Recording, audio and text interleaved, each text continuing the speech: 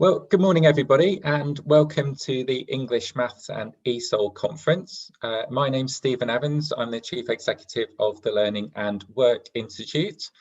We've been doing this conference for a few years now, but this is the first time that we've done it online, and it's great to see so many people dialed in and registered and attending. So welcome to all of you. Now, we do this conference as a partnership. It's a partnership between the Learning and Work Institute, the UCL Institute of Education, Research and Practice in Adult Literacy, NATECLA, and the University and Colleges Union. So thanks to all of those partners for working together with us to put this event together. Now, a couple of bits of housekeeping first of all. So the event is being recorded and you can watch it back afterwards.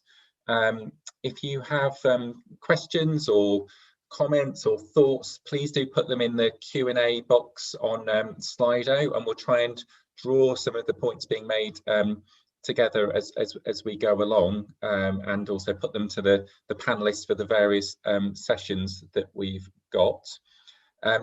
After our initial sessions, first thing this morning, we're going to have a number of breakout sessions, and the links to each of the breakout sessions should have been in the programs that you should all have received, hopefully via email, but just in case, we're going to pop them in the Q&A box on Slido as well. So when the moment comes, you'll be able to click via those links to go into the relevant breakout room. But please do then come back after those breakout sessions, because we're going to be closing with a discussion with the Apprenticeship and Skills Minister, Gillian Keegan, and we're very pleased that she's taken the time to come along. Last bit of housekeeping, for those of you on Twitter, please do tweet away using the hashtag EMESOLconf. That's a snappy one there. It's in the Q&A on Slido, so you can kind of see it there. So please do tweet away with thoughts and comments and ideas and questions, as well as using Slido.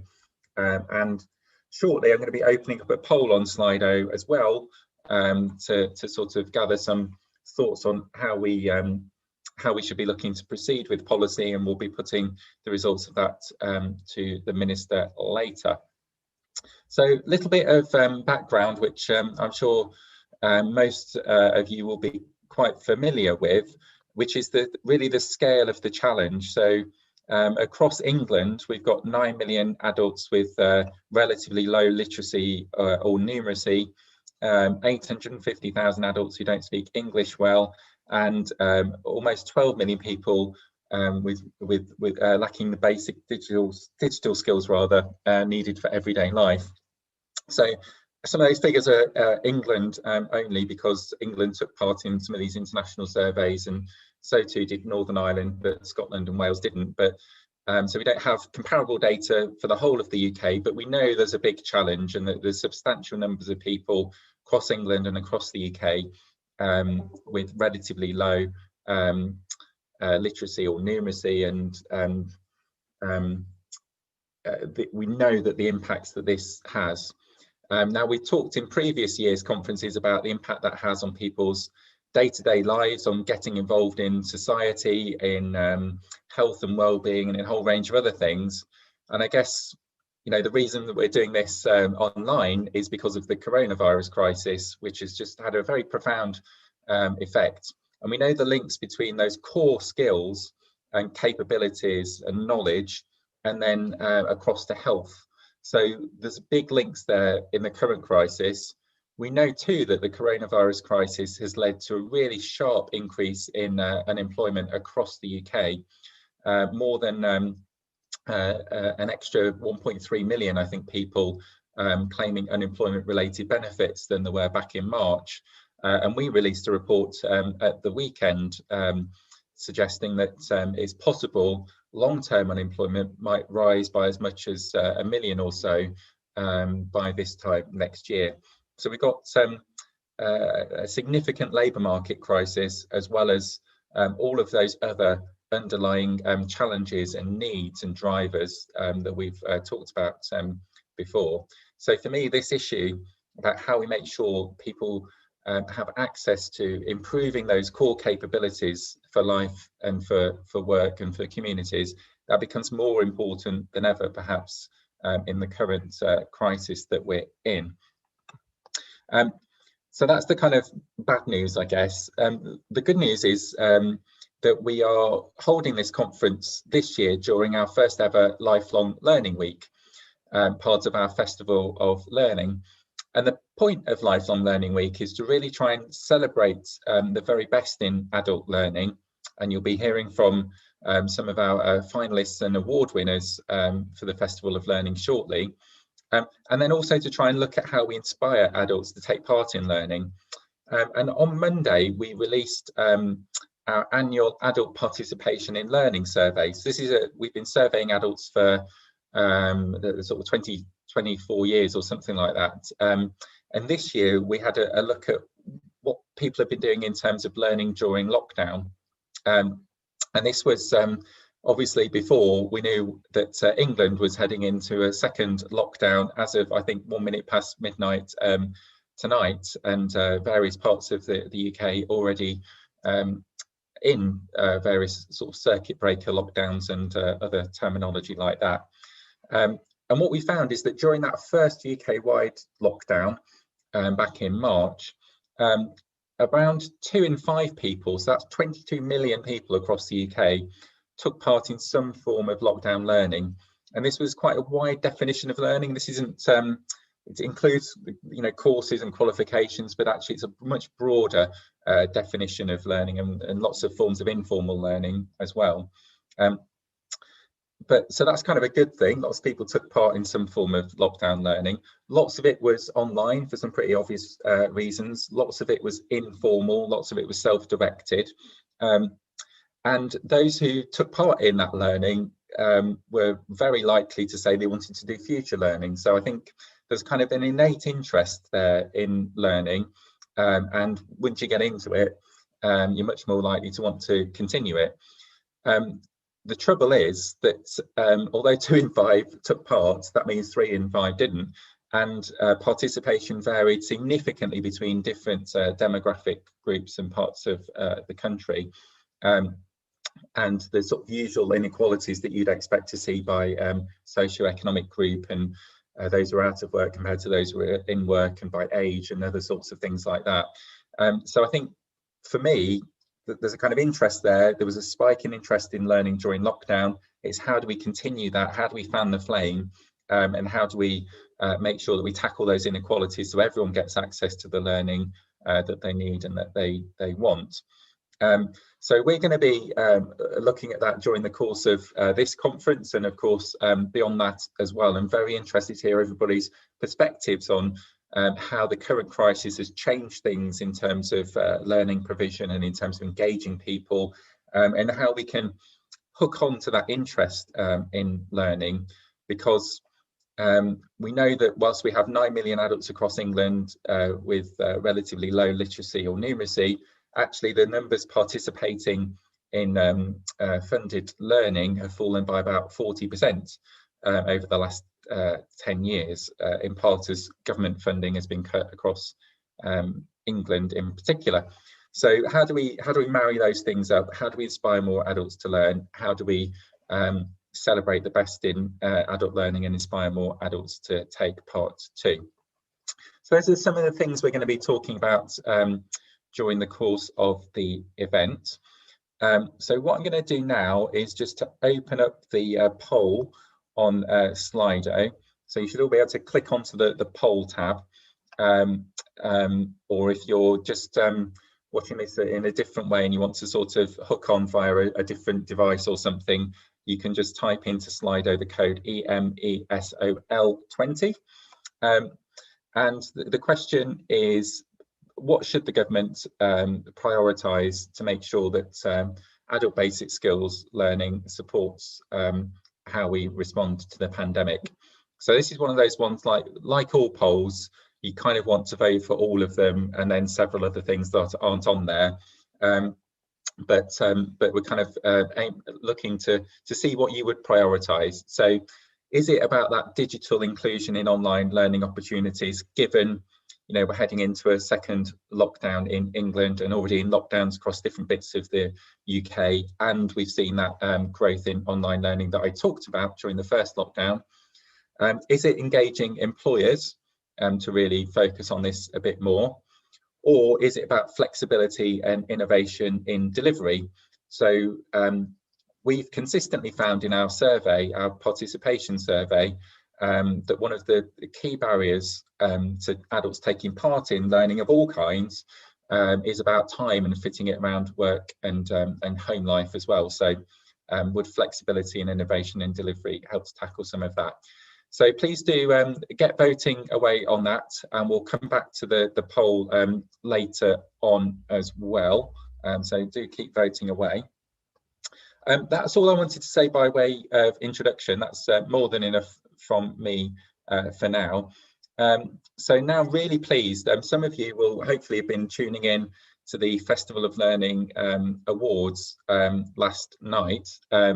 And so you will already have heard a little bit about our two first speakers, but I'm really pleased that we hopefully have Hannah Wilkins, who won the Patrons Award last night, and that was chosen by her the Learning and Work Institute's patron, Her Royal Highness Princess Anne, and also Karen Hanley Brooks, who was a finalist in the Festival of Learning as well. So very pleased to hear about their stories. So if you want to turn your cameras on and unmute, we can hear a little bit from both of you. Excellent, I can see both of you. That's excellent news. So Hannah, perhaps if we can start with you. Do you want to tell us a little bit about, perhaps before you got into learning, about how sort of English and maths and those sort of core skills, how that was kind of affecting your life, and kind of what inspired you or motivated you to sign up for a course? Obviously, maths was something that I was quite good with in school, but English I really struggled all through school. Obviously, leaving school at an early age didn't help with that. I've gone on to have 4 children, and being able to support them with their homework became difficult, because I'm sat there going, well, what's a bird? I have no idea other than using Google. So that was probably the main initiative for me to go into learning, which has definitely helped my children in the long run. And when you so you kind of talked about then what inspired you to sign up and sort of get into learning. How did you feel when you first you know, turned up at the class, when you first arrived? How did you feel about it all? I felt quite anxious, to be honest, but then excited at the same time. It was something that I was doing for me. I wasn't just a mum anymore. I was back to being Hannah, being somebody else, having something to do with my life. So it was quite an interesting sort of mix of emotions that went through, just to be able to attend the sessions. So is it a combination of being able to, you know, help and support your children, but also kind of doing something for you at the same time as well? Yeah, it's obviously I want to be a support worker when I'm able to go back into work. So having the English and the maths and having that all sort of behind me is going to help in the long run. And Karen, if I move across to you as well, and just kind of ask you the same question really about how was any challenges around English and maths, how was that kind of affecting you, and what really inspired you or motivated you to want to join a class and to get into learning? Well, basically, my children is my biggest motivation. You know, getting into college was something that I always dreamt of, you know, and I always say if I ever get the privilege to do it, then I will go back to school. Signing up to college was, oh my God, was a bit timid. I was a bit timid, you know, at first. But then, you know, as time progresses, I start to get calmer and relaxed, you know, saying that I'm not doing it just for me, but I'm doing it for my children, and, you know, also be able to help people around in the community. And a lot of learners that I speak to, they often it's quite daunting to sort of go back to a classroom, particularly if you didn't necessarily enjoy it that much the first time round, but then you end up sort of meeting lots of people who are in the same boat and actually making some really great friends. So was that the case for you, Karen? Yes, and that will make it, you know, a bit calm, make me a bit calm, you know, knowing that it's not only me one, you know, but it was others as well that was challenging or had different challenges area, and they went back to school to better themselves and to have a brighter future. Hmm. And Hannah, you kind of anticipated what my next question was going to be. So kind of it'd be helpful to know just a little bit in terms of what difference you think the learning has made to you, what difference it's made in your life generally, I guess. It's given me a lot more confidence. It's definitely given me the opportunity to be able to support my children and understand them and what they're learning a lot better. So that's definitely been a major sort of thing to help out. It's also given me the opportunity to be able to go back into work and go on to further study to be able to get to that.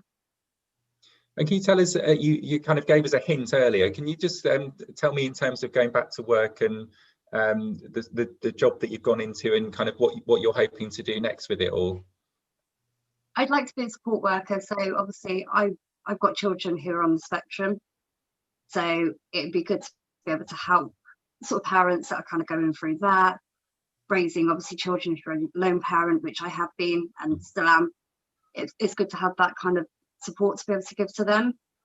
It's somebody that understands and knows where they're coming from and not just doing it through a textbook, but I've got life experience with it all.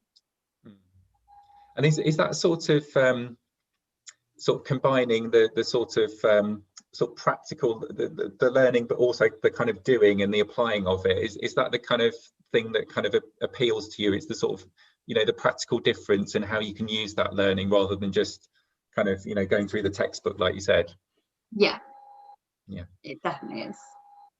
And what's next in terms of, for you in terms of learning and in terms of how you can get across to that sort of career that you're hoping to do, and the support worker? What's next on your sort of learning list? So since I've done obviously my English and maths, I've gone on to do multiple different courses with the local college to myself. Obviously they're all distant learning and I'm still constantly doing those. I've done multiple different things, but obviously as a governor as well, I've got that sort of background to try and sort of push me forward. So I've done different sort of studies with that as well, which is quite good. Yeah, I think we're all learning to do lots more things online. I'm amazed I haven't left myself on mute so far in this conference, though I'm inevitably going to do that later. So apologies in advance to the team. And Karen, if I move across to you as well, in terms of how you found that, you talked about sort of a bit nervous getting into learning in the first place and sort of going back to the classroom, and then you sort of get to know people there and sort of get into it. What difference would you say that learning has made to you, and how are you kind of using it in your day-to-day life? Well, my self-esteem was very low when I first started, you know, being at school, not finishing my secondary education. I was a bit low in my self-esteem, but getting back into college, getting back into learning, it really motivated me, build back up my self-esteem. I am more confident. You know, at first I didn't like to speak in front of people, but after being into, you know, learning, being on my learning journey, it really motivates me, you know, and give me that confidence and boost me, so to speak. So now I'm able to stand in front of people. I can speak, you know, I'm even volunteer teaching as well, you know, in speak English. And, you know, I'm very proud of where I am now compared to where I came from. I think that's one thing that strikes me meeting lots of our Festival of Learning winners and finalists, is that the difference learning's made to them, but also they often go and inspire more people to learn. So it kind of it sounds like you're doing exactly that and trying to support other people to get into learning as well. And what's next for you in terms of, you know, do you have other courses lined up or other sort of ways to apply the learning, or what's next on the list for you? I'm still doing volunteer teaching. You know, actually I'm supposed to be at a meeting on Friday, you know, to talk about how we're going about it in virtual media, you know, but I'm still doing the volunteer teaching. I really like that. I would like to be more involved in, you know, mothers that have children with autism, because I know it can be very challenging, you know, and sometimes we sit down and we, you know, we look, so to speak, and look and say what have happened, so to speak. But then me being as a mother with a child with disabled, you know, that is disabled, you know, and taking myself up, not sitting down, but taking myself up, putting myself into college, so to speak, to get better my life, you know, I can motivate parents as well with children with spectrum disorder as well. So that is basically what I would like to do. That's my interest. That's fantastic. And just one more question to follow up on that, Karen, if I may. I talked earlier about, you know, we're kind of heading into a second lockdown in England and lockdowns across different bits of the UK already in place. And so lots of learning has kind of gone online, which is, you know, kind of very different, I think. How would doing that learning more online kind of, would that kind of be easier for you to get into, or would you think actually it's not the thing for me and I wanted to go and meet people and it's a bit different? What's your kind of reflections on that? Actually, it will not be the same as sitting down one-on-one, face-to-face with them, because then, you know, by sitting with them, you build more of a relationship with them, so to speak, the more understand them. But I'm embracing the new change that you know, I'm embracing it and I'm looking forward to doing it. I know it will not be the same as sitting one-on-one with them, but, you know, I'm embracing it and I'm looking forward to the new change. And everyone in England has got 13 hours, I think, to do some face-to-face learning before we sort of get back to, although lots of colleges will remain open, of course, so still some time to do some of that. Yes. Now later on, we're going to be speaking to the Apprenticeship and Skills Minister.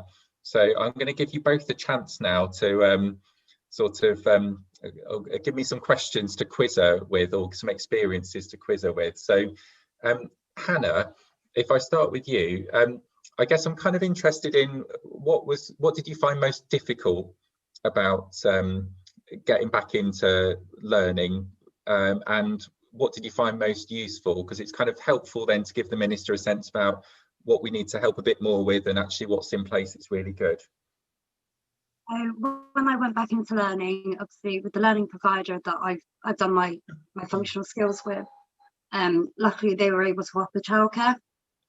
So the childcare was within the same building. I'd drop my little boy off and then I'd go off and do my 2-hour session of English, and then the same again in the afternoon for my maths. So having that available, that, you know, face-to-face sort of meetings was actually quite useful for myself. Obviously without having that childcare provision, I wouldn't have been able to do any learning at all until my son had reached school age, which would have been this year.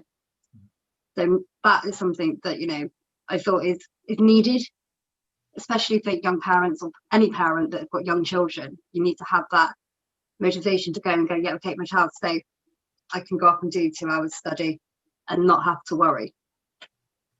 So the childcare for you was actually in the place where you were doing the learning, and that made the whole thing a lot easier. It definitely did. It's having that, and if that was available for more learners, it would have been, I think that would increase adults going back into learning, especially if they've got young children. Yeah, so it's a great example, because I don't think your experience, I think there's lots of other places where that's not in place. So I think that's a great example. And Karen, same question to you. What did you find particularly helpful or useful when you were kind of getting back into learning, and what would you say was the most challenging thing for you? Okay, well, my most challenging thing was that I'm a single parent, so I have to be home a certain time to receive my son. And the thing about him going to school, like when you have incest, I will miss college. So was the most difficult part for me. But then my tutors at adults education in Wolverhampton was very understanding. You know, they work with me and there was understanding. If I miss class, them sending notes to me. So I find that was very good of them to do that. They was very caring as well and very supportive. But my only challenge was that when my son have to be at home, I have to be home because then I was the only parent. Yeah, definitely a sort of childcare theme emerging. We'll try and put that to the Minister later. So my last question to both of you, I'll start with you, Karen.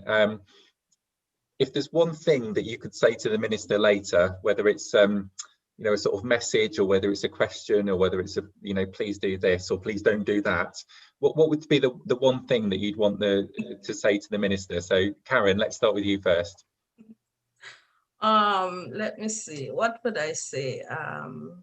You know, I would like, you know, to see more activities for like adults, and especially single moms, so to speak. I would like to see like more activities geared towards them, especially carers, because I am a carer, a full-time carer, you know, and have to be home at certain times. So if you have like different activities that gear towards them, that can help them, motivate them, because sometimes, you know, it can be very depressing at times, you know, when you is just there home all day, you know. But if you have like different activities, you know, clubs where you can go and be motivated, so to speak, that will be very good.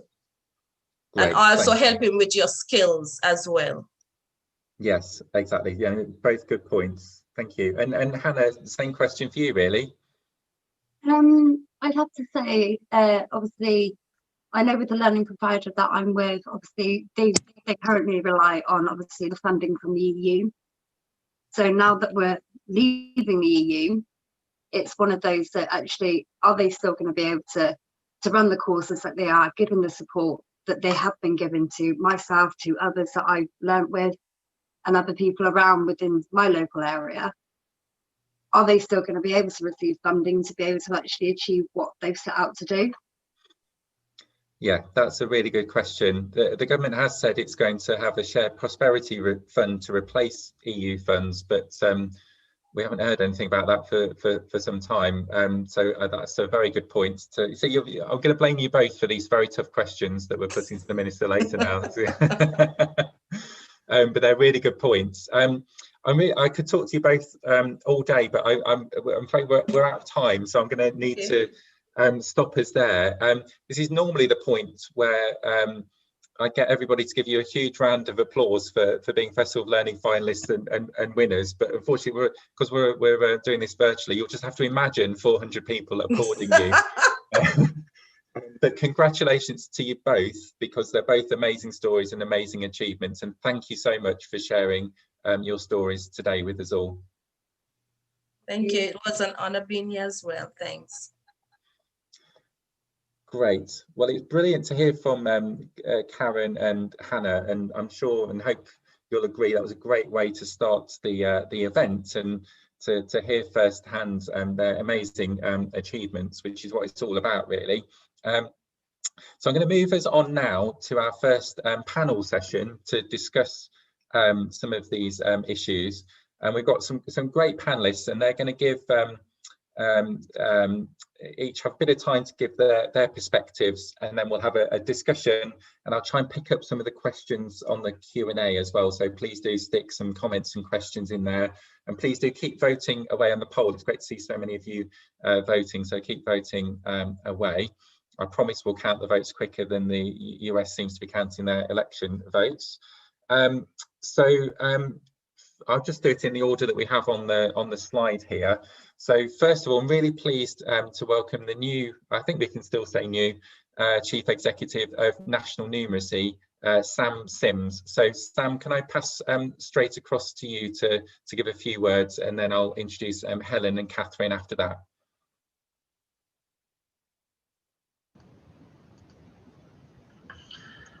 Hi, Stephen. Hi, everybody. Thanks for that introduction. As Stephen says, I'm Sam Sims. I'm the Chief Executive of National Numeracy. just 6 months into the role, and at National Numeracy we empower adults and children to get on with numbers so that they can fulfill their potential at home, work and school. Just to offer some opening remarks on that. Is that Stephen? Shall I offer some remarks at this point, or? Yes, sorry, my introduction was very poor there. So yes, so Sam, yes, if you give a few opening remarks, and then I will ask the other panelists to do likewise, and then we'll kind of open it up. Thank you. So from my point of view, from my perspective, it goes almost without saying that all jobs require basic skills. So when a change affects the economy and the jobs market, we really do need to be looking very closely at basic skills. We know that a high proportion of those millions of adults with low basic skills are in low paid, insecure roles, which are unsurprisingly most affected by the COVID-19 crisis. Yet basic skills really are at the foundation of career resilience, really, the ability for people to adapt, to access training, to move between jobs and sectors. And of course, basic skills are really a gateway to transferability. So basic skills have an enormous role to play, not just at times of really acute crisis as we're in, but also towards this concept of building back better. The second point here is around whether a greater focus on basic skills can enhance employment and skills policy as the response to the pandemic. And again, I would say yes, absolutely. And of course, I welcome the raft of initiatives that the government has announced that address some of the fundamental barriers to access, and I think will make a big difference to thousands of people. Yeah, I think we need to understand a bit more of the background and context. For example, our education system, particularly around basic skills such as maths, is norm referenced. So that means that around 1/3 of all adults have to, by the system, emerge from it having failed to achieve a level 4 pass. And many within this forgotten third really emerge some distance from being able to access many of the opportunities available, particularly, for example, in maths, where they may have had up to 13 years of essentially negative experiences with the subject. So this creates huge barriers to engagement, and of course, it leads to, in part, a broken skills pipeline. So we therefore know for those that are held back by low basic skills, simply saying retrain, take a course, switch careers is unlikely to succeed. And this is a massive challenge for millions of people in low paid or vulnerable jobs in particular, who are yet to develop the confidence and basic skills required to take their next step. So if we're to fix this broken skills pipeline, we must focus much more on helping those with low basic skills take their first step. So how do we do this? Well, what we've learned at National Numeracy is that when it comes to developing the basic numeracy you need for any job, one of the biggest barriers is confidence. Confidence either to use existing skills or to develop and improve your skills. We've learned that many people have better skills than they think, yet they avoid applying for roles, they avoid taking courses or pursuing gateway qualifications that they might need because they're really afraid of getting it wrong. So we need easy to access, bite-sized solutions that help people take their first step towards developing basic skills by providing stepping stones to progression that focus as much as on building confidence and self-esteem as they do in building skills. So in summary, greater focus on the forgotten third to make progress and fix the broken skills pipeline.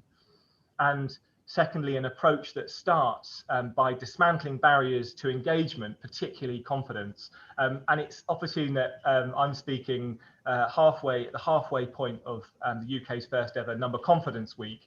And I just want to close by sharing a quote from somebody I spoke to a couple of weeks ago, Jason Ace, who's a beneficiary of National Numeracy and who for the past 2 years has worked to develop his number confidence and skills. And Jason said that, this quote from Jason said that since we got made redundant and I've been doing agency work, I've been applying for jobs that I wouldn't have dreamt of applying for before I worked on my number confidence. I've made it through to the next stages of interviews for a few jobs like admin at a golf course and being a customer advisor. I feel so much more confident in my job search because I've got on my CV that I've done level 2 maths, which is GCSE equivalent. I wouldn't have gone in for the level 2 if I hadn't done the National Numeracy Challenge and wouldn't have been even been considered for any of these roles.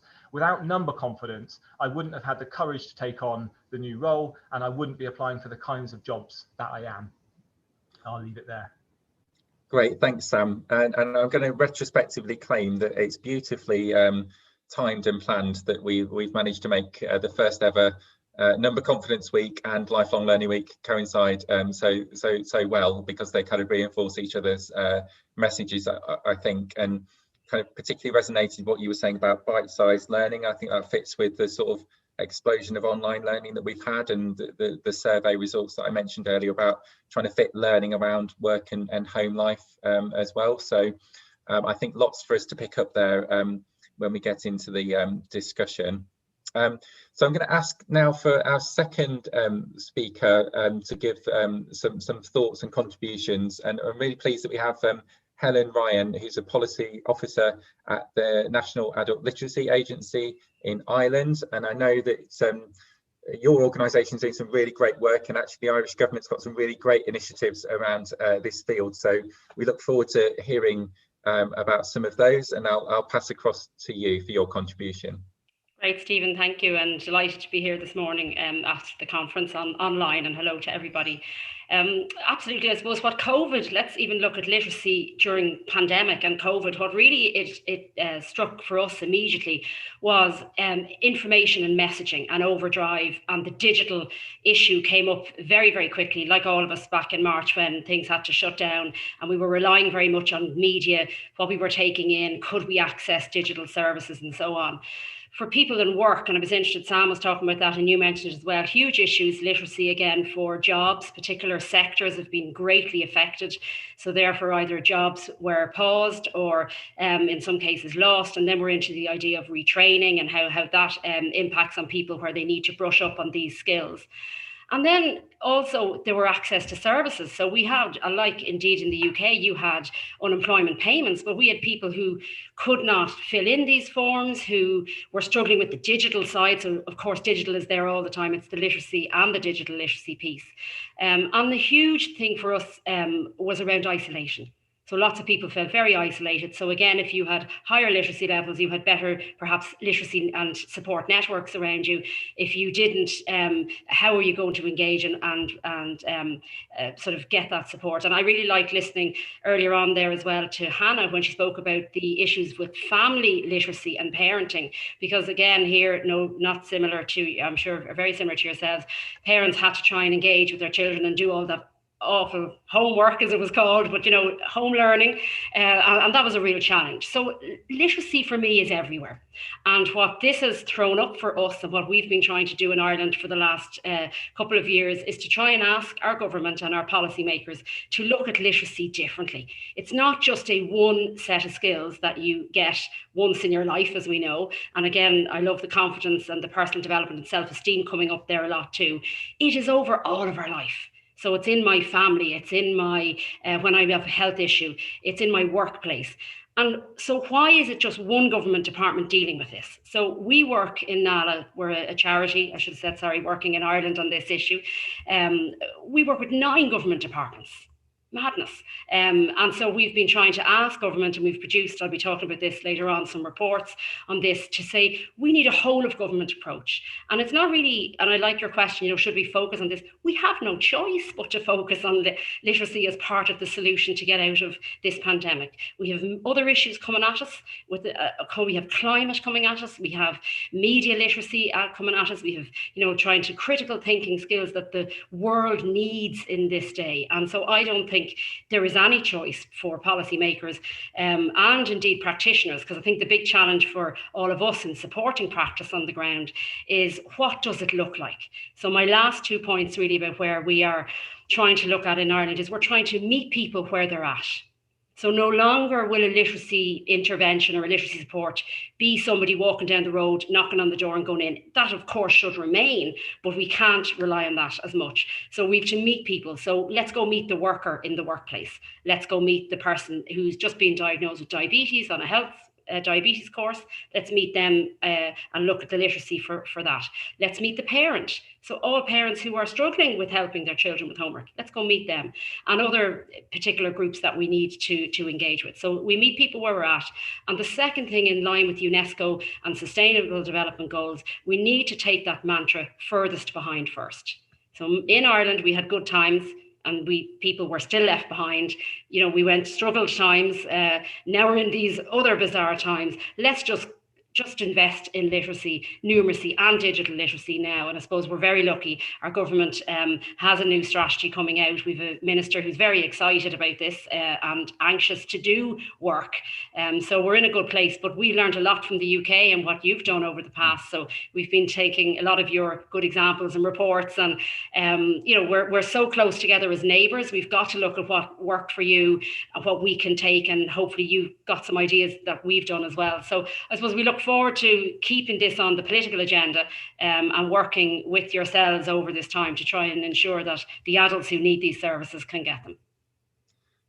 Thanks, Helen. And the point about learning from each other gives me an excellent opportunity to plug the network for adult learning across borders that we've set up with partners in Ireland and Northern Ireland and Scotland and Wales and England to try and do some of that sharing. So we're trying to think about how we can do some more of that. And I think it's great to see the government in Ireland. I think is it a 10-year strategy for literacy that they're working on, which is fantastic. And it's a whole of government strategy. So and so even the minister has called an interdepartmental group.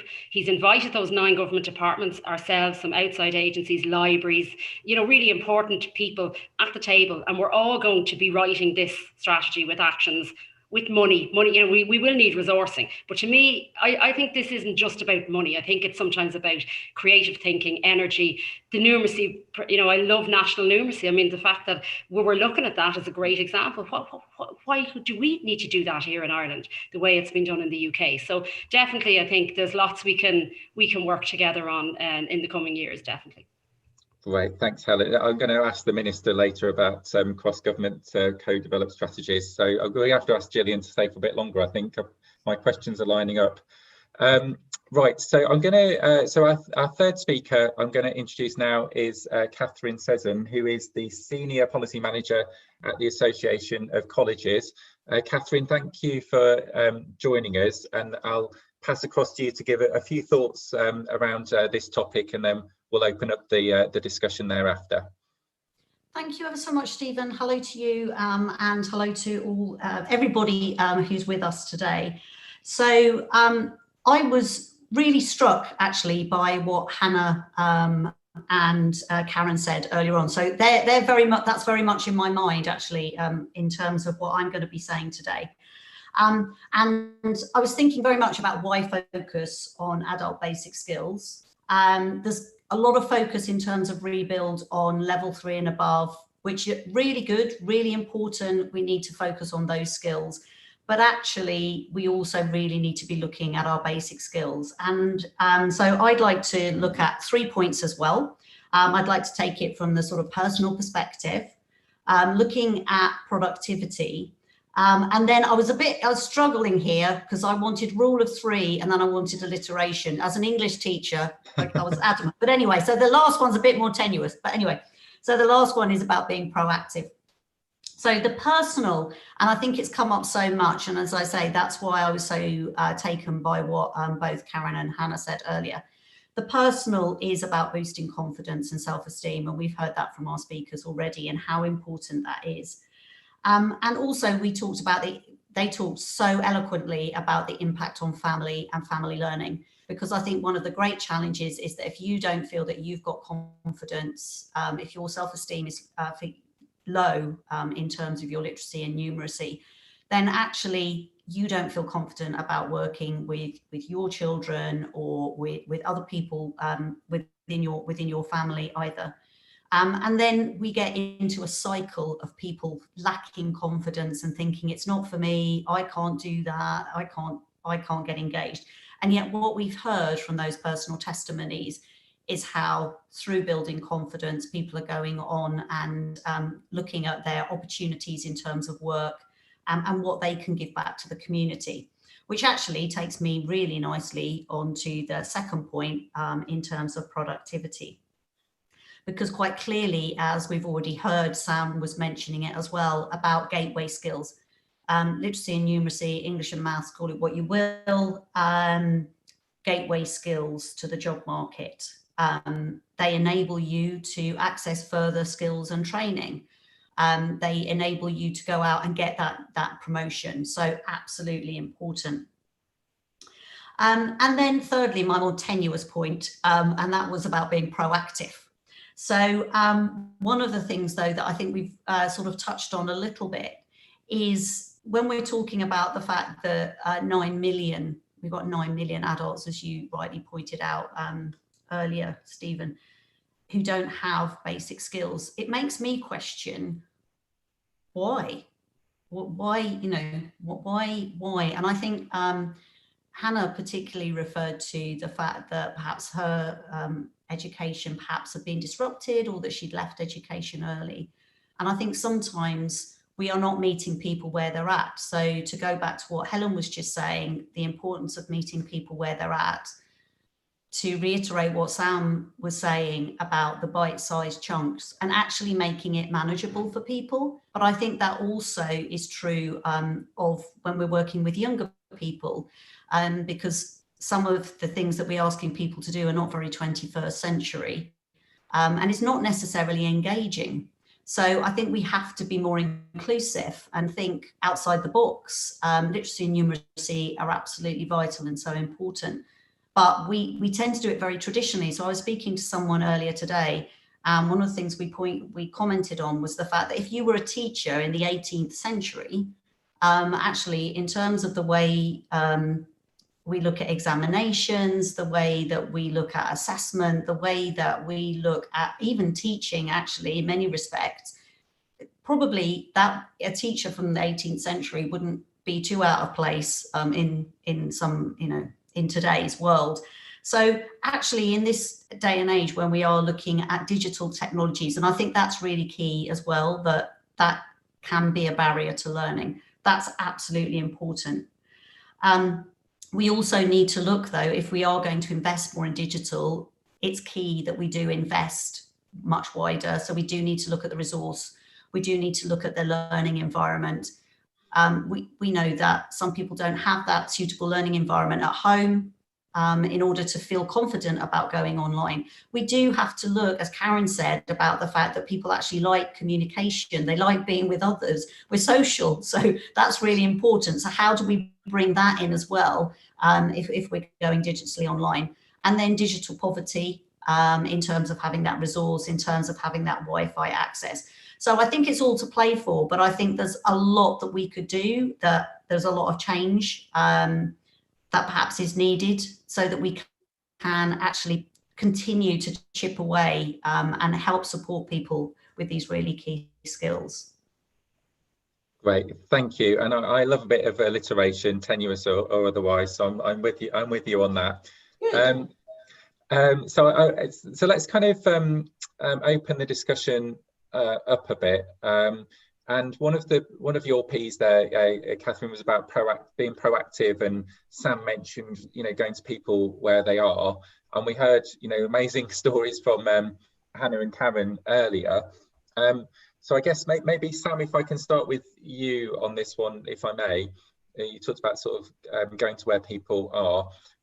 How do you think we kind of can engage and inspire adults into learning, whether it's numeracy or literacy or whatever it happens to be, and how can we use stories and the inspirational stuff that we heard from Hannah and Karen and others like them to engage more adults into that learning?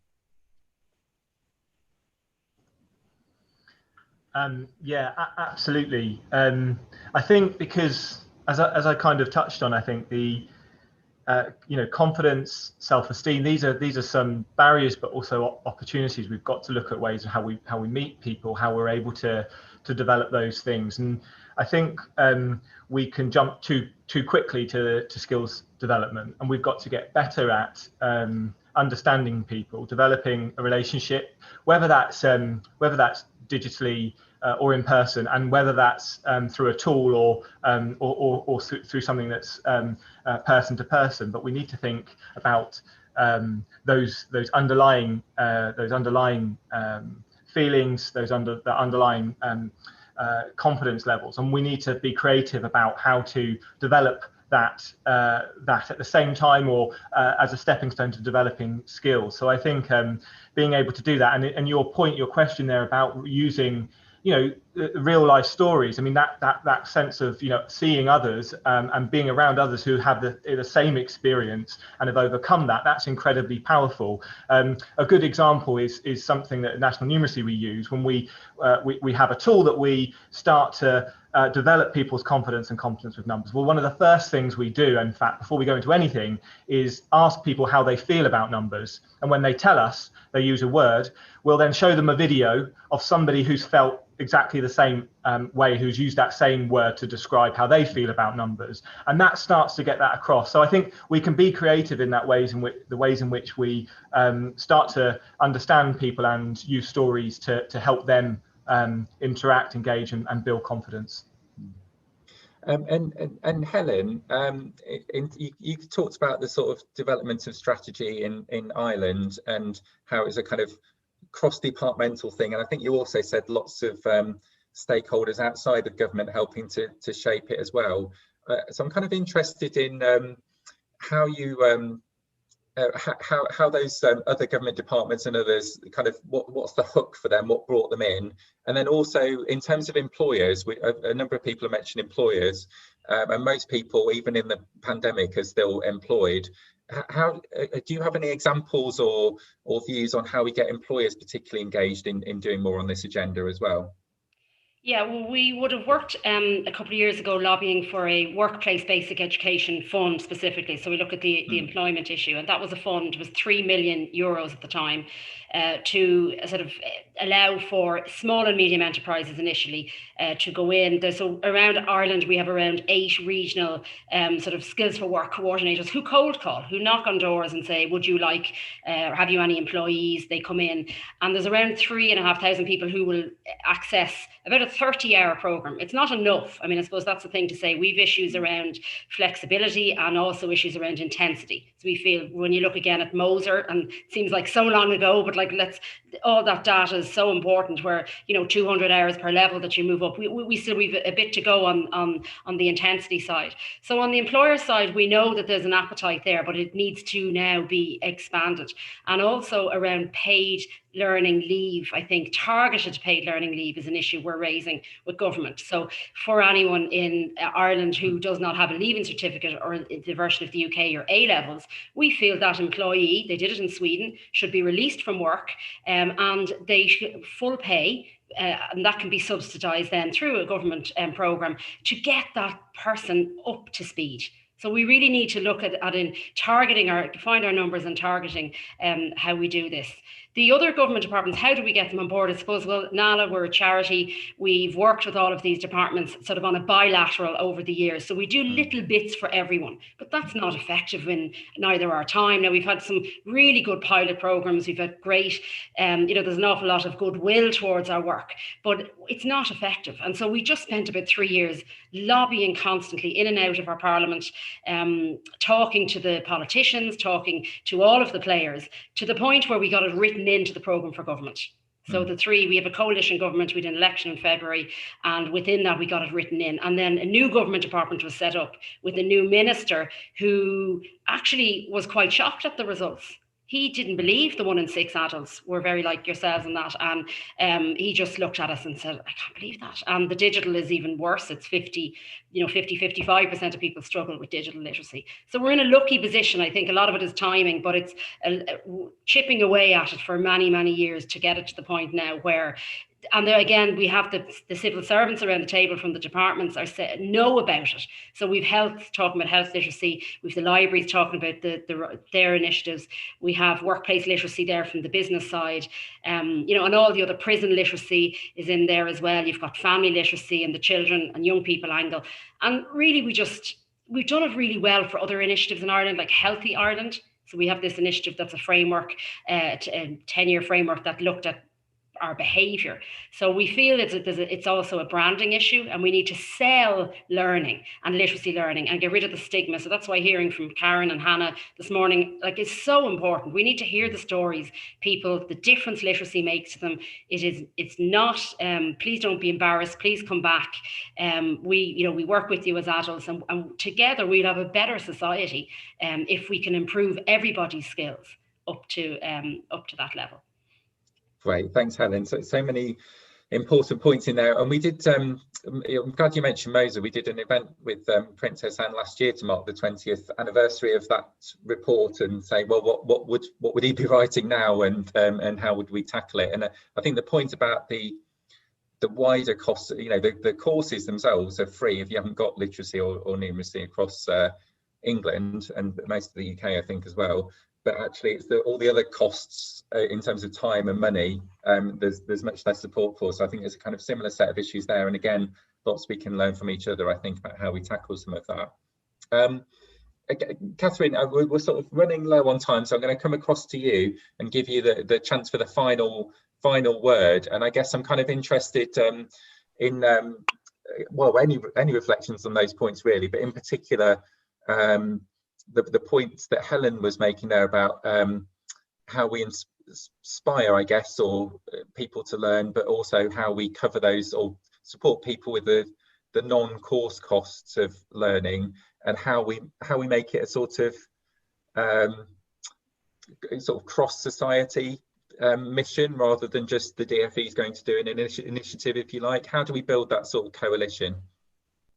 So absolutely crucial, Stephen. I think what we would be asking for is this opportunity to have this sort of, the idea of lifelong learning, so that we know that adults and young people can go on to university, for example, and can access support funds. And there are support funds available to adults, but it can be really tricky. And just to, again, go back to what Hannah and Karen were saying about the importance of childcare facilities, and that you're right, that's not available in every organisation, because there aren't necessarily the funds to be able to do that. So I think it is really important about not just focusing on funding the actual course, but actually looking, so I think we've been talking all morning about the whole person. So what are the barriers to learning, and what can we all do together to ensure that we are supporting people, enabling them to go back into learning. So I totally agree. And I love that idea from Ireland about cross-departmental and everybody working together. And I also think it is that key in terms of, we are very media savvy, very comms, very brand savvy. So actually that sort of idea, and taking away the barriers, but also taking away the feeling of, I can't do it, it's not for me. So yeah, I think there's plenty of work for us to do, but I'm so inspired this morning by the impact that basic skills have had already on speakers that we've had with us this morning. So that's great. Yeah, fab. Okay, well, thank you to Kath and to Helen and to Sam for your time and for your input this morning. I thought it was really good, and we've covered a lot of ground there, and got a lot to consider for the rest of the day as well. It's now time for the breakout sessions to begin. So as I said, you should hopefully have had the links via the programs that were sent out, but they should also hopefully be in the Q&A box on Slido as well. So please do click in to those and head off to one of those 3 breakout sessions. And then please do make sure that you come back in for the, it's about 12 o'clock for the session with the Minister, where we've got a wide range of questions to put to her now and quiz her about. Yeah, please do click through to those breakout sessions. Hope you enjoyed the breakout sessions, and then come back for the final session with the Minister later. So thank you very much, everyone, and enjoy the breakouts.